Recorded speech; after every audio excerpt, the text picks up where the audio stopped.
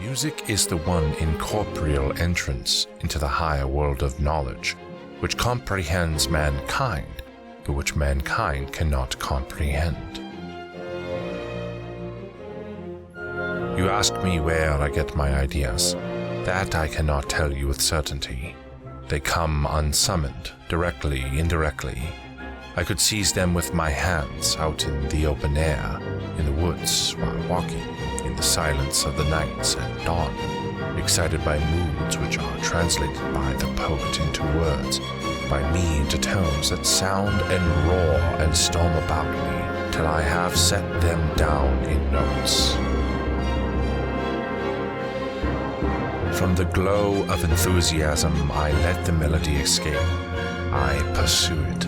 Breathless, I catch up with it. It flies again, it disappears, it plunges into a chaos of diverse emotions. I catch it again, I seize it, I embrace it with delight. I multiply it by modulations, and at last I triumph in the first theme.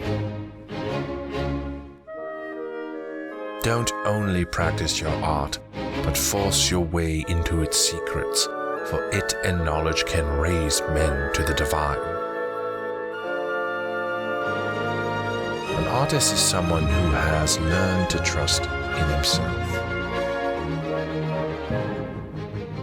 I would rather write 10,000 notes than a single letter of the alphabet. I have never thought of writing for reputation and honor. What I have in my heart must come out. That is the reason why I compose. Art? Who comprehends her? With whom can one consult concerning this great goddess? I haven't a single friend. I must live alone. But well I know that God is nearer to me than to the others of my art. I associate with him without fear. I've always recognized and understood him, and I have no fear for my music. It can meet no ill fate. Those who understand it must become free from all the miseries that the others drag with them. It seemed unthinkable for me to leave the world forever before I had produced all that I felt called upon to produce. Life would be flat without music. It is the background to all I do. It speaks to the heart in its own special way like nothing else.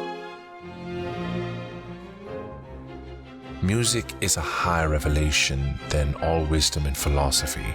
Music is the electrical soil in which the spirit lives, thinks, and invents.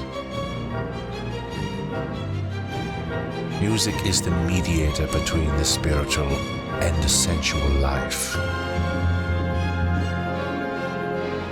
Music is the wine which inspires one to new generative processes, and I am Bacchus, who presses out this glorious wine for mankind and makes them spiritually drunken.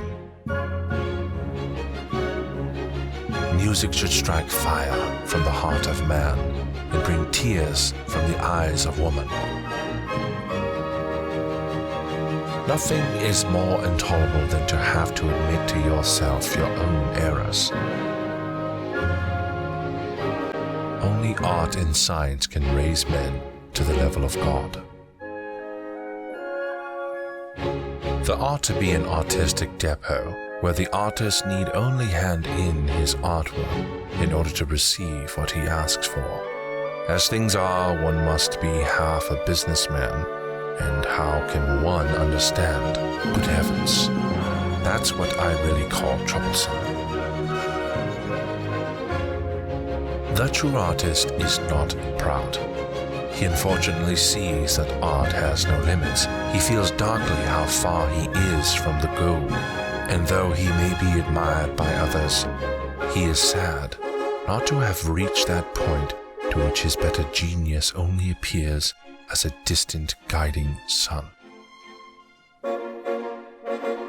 Then let us all do what is right, strive with all our might towards the unattainable, develop as fully as we can the gifts God has given us, and never stop learning. To play a wrong note is insignificant. To play without passion is inexcusable. What I have in my heart and soul must find a way out. That's the reason for music. The vibrations on the air are the breath of God speaking to man's soul. Music is the language of God. We musicians are as close to God as man can be. We hear his voice, we read his lips, we give birth to the children of God who sing his praises. That's what musicians are.